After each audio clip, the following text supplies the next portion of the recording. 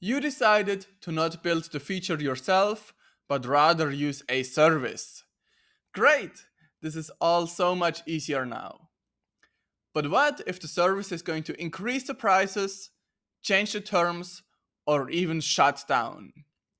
Because in the end, the economy is bad and all the prices are going up. But how can we know if the service that we are choosing is going to screw us in the future? Well, I don't know the future, but we can take a look at the past and learn from it. So let's take a look at some SaaSes and their pricing from 5 years ago. Let's start with Netlify. This is the new pricing page and this is the old one. And one of the things that you will see throughout the video is that many services have moved towards a per seat model. So with the new pricing, you pay $19 a month per user, whereas with the previous model, there were only three tiers. One allowing up to 5 people, one allowing up to 10 people, and then you move up to the enterprise plan.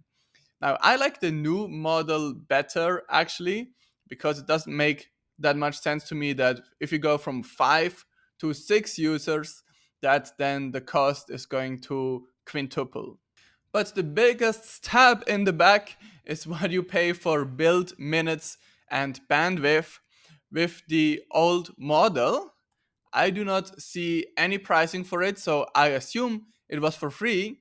But with the new one, you only get 300 build minutes for free and 100 gigabyte amount of bandwidth, and after that you pay $55 per 100 gigabyte that you use. I remember having a free account on Netlify and I was happy with it.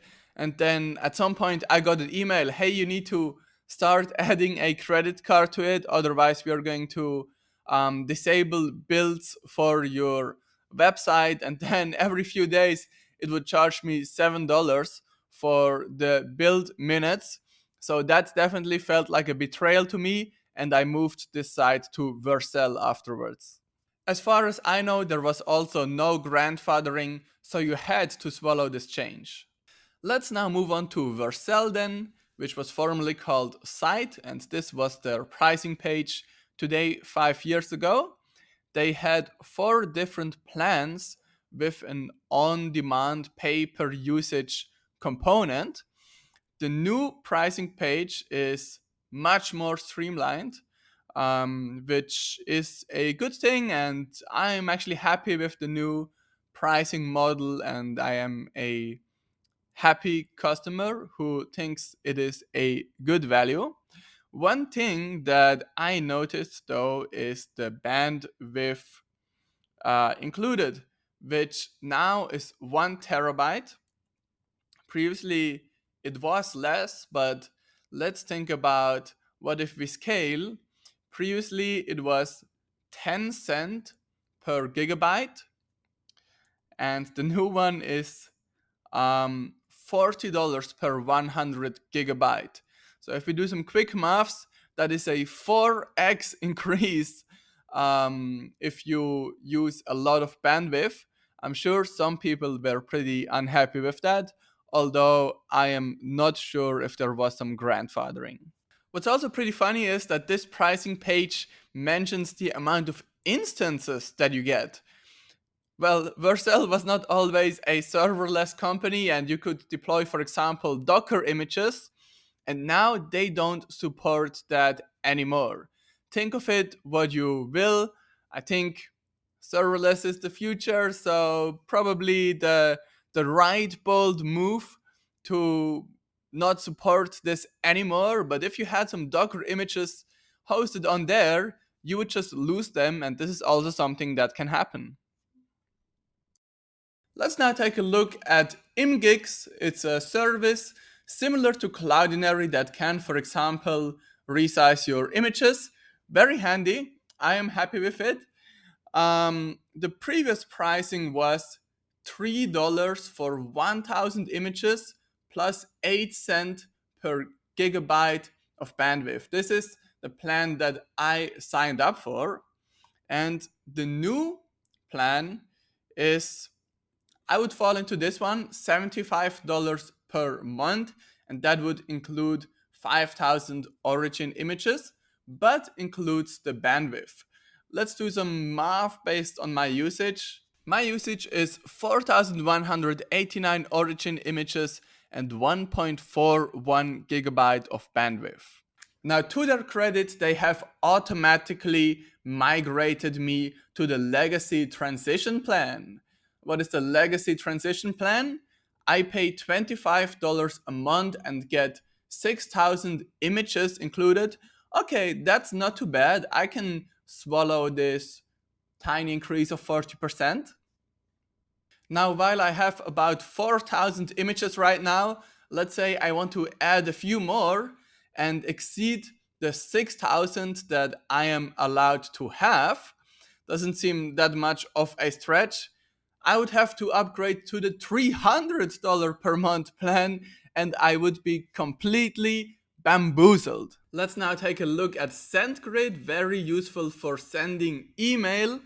Now it is called Twilio SendGrid, and the new pricing for the Essentials plan starts at $19.95 per month and goes up to $35 a month if you need to send 100,000 emails, which is a 3.5x increase over the previous plan, which allowed you to send 100,000 emails for $10 a month. As a side note, you anyways don't want the essentials plan. You want the pro plan because only the pro plan has a dedicated IP. If you use the essentials plan, your emails will just not arrive half of the time because you share the IP with spammers.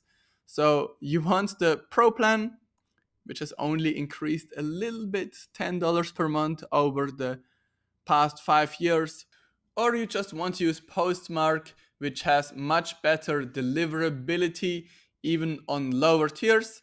And although the price has increased from $10 to $15 over the years, we are grandfathered into the lower plan and still only pay $10 a month.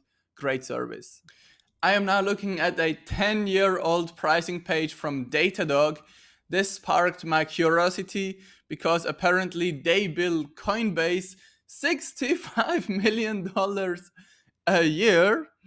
But to my surprise, the pricing has stayed exactly the same for 10 years.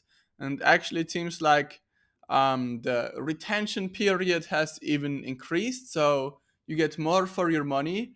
So I guess this is the exception to the rule where the pricing was always terrible, but people still see value in it. We at Remotion are also not completely innocent. This developer seat would cost $15 per month a year ago, and most of the companies would be below the $100 minimum that we now have. But we have announced this ahead of time, and everybody who signed up before the price increase gets to keep the old pricing forever. So hopefully there are no bad surprises for anyone. I'm learning something from all of these examples. Whether a company is likely to increase their prices is dependent on the stage where a company is currently in. An early stage company is, of course, incentivized to lure in users with low prices and then later increase it. But even if they are well intentioned, they just don't know yet which pricing is going to make them sustainable. They don't have enough data points.